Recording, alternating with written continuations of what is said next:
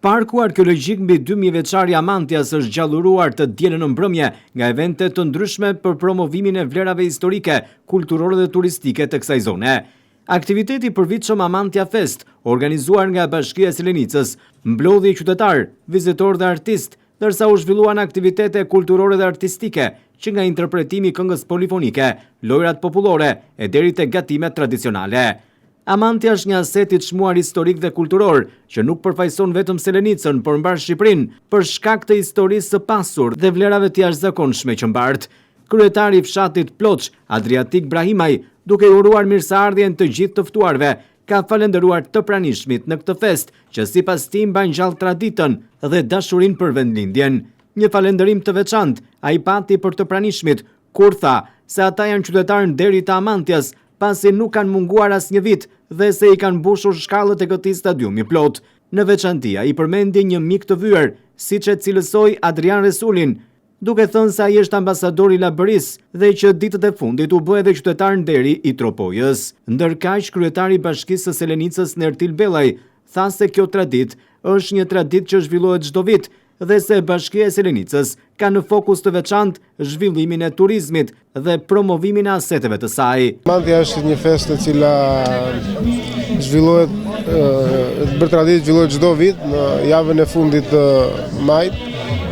Bashkia e Selenicës ka pasur një fokus të veçantë për zhvillimin turistik të gjithë territorit të saj dhe brenda këtij territori ka shumë pasuri dhe asete. Një prej tyre është Amantia, e cila bën krenar jo vetëm Ploçën, Amantien, Selenicën, po gjithë Shqipërinë. Dhe këto aktivitete që ne organizojmë kanë të bëjnë në radhë të parë për të promovuar sa më shumë Amantien.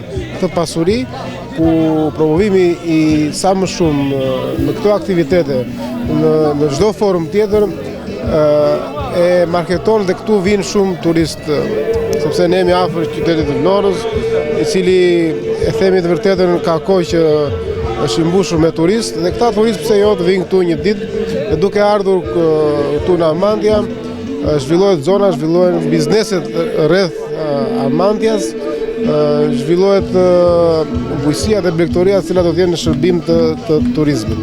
Dhe si koncept të tillë ne kemi menduar që të zhvillohet edhe në mbrëmje, vitin tjetër pse mos ta bëjmë 2 ditë, 3 ditë. Gjatë këtyre aktiviteteve u ndan edhe çmimet për ekipet sportive pjesëmarrëse në festën e Amantias, ndërsa kupën në futboll e mori skuadra Amantias. Parë i jepet ekipit Luçës, trajnerit Ortios Topulli.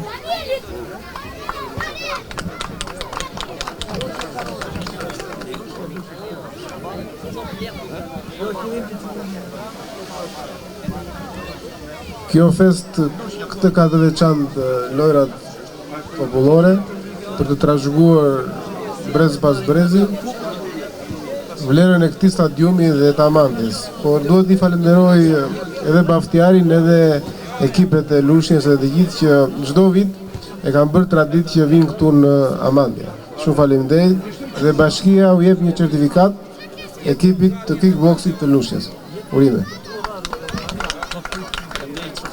Të ekipit kickboxit të Apollonia për pjesëmarrje dhe performancë të lartë në aktivitetet kulturore sportive Amantia Fest 2026.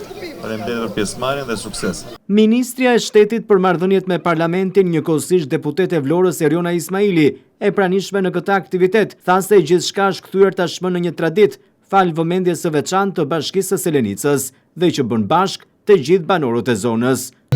Jemi sot në një aktivitet i cili tani më ka kaluar në një traditë të përvitshme në Amantia, një aktivitet që promovon edhe trashëgimin ton kulturore, edhe arkeologjin, edhe vlerat tona ndër vite, historinë tonë gjithashtu, kulinarin dhe kulturën. Është një aktivitet që më vjen shumë mirë që tani më ka kaluar në traditë dhe që ka një vëmendje të veçantë të përvitshëm nga Bashkia e Selenicës për të organizuar, duke bërë bashkë kështu të gjithë banorët e Bashkisë së Selenicës, por edhe përtej bashkisë. Sipas deputetit të zonës Vullnet Sinaj, festa Amantias për herë të parë zhvillohet në darkë. Ai theksoi se organizohet në këtë stadium mbi 2000 vjeçar, që është një krenari kombëtare. Festa Amantjes është një festë që organizohet çdo vit në stadiumin e saj. Është një stadium mbi 2000 vjeçar ku të parët tanë është dhe krenari. Jo vetëm për ne në Selenicë, as për Vlorën, por krenari kombëtare, pasi ky stadium është nga të rrallët stadium në vendin tonë që ka mbijetuar 2000 vjetëve, më shumë se 2000 vjetëve kohë, dhe këtu sipas të dhënave të historisë është që janë zhvilluar aktivitete sportive të ndryshme, dhe ky moment është si një moment që takohet historia me të sotmen, ku të rinjt nga Bashkia e Selenicës edhe më gjërë kanë zhvilluar aktivitete sportive të ndryshme, gara, ndeshje futbolli, ndeshje boksi, dhe sportet të tjera, dhe ndam dhe disa medalje për ata fituesit. Është një traditë shumë e mirë, është për të vlerësuar se këtë vit është hera e parë që ne organizojmë, Bashkia e Selenicës organizon në darkë të festë, edhe organizimi në darkë i kësaj feste është shumë më mirë, është bërë një situatë ku kanë ardhur nga të gjitha fshatrat e Bashkisë së Selenicës dhe nga Vlora për të festuar. Kemi shumë nevojë për festa, sepse nuk duhet jemi të gjithmonë të mbingarkuar me lajmet e mediave të ndryshme. Nuk e kam fjalën për median tuaj, po ato që japin lajme që ndonjëherë pezmatojnë qytetarët. Kemi nevojë edhe për të festuar, siç po festojmë sot. Këtu në Amantja ka dhe festa të tjera, siç është Dita Olimpike, do organizohet në muajin gusht. Pra është një vend ku mund të organizohet akoma më mirë, do thosha, dhe mund të bëhet një qendër peligrinazhi duke ardhur dhe nga Vlora dhe nga gjithë Shqipëria.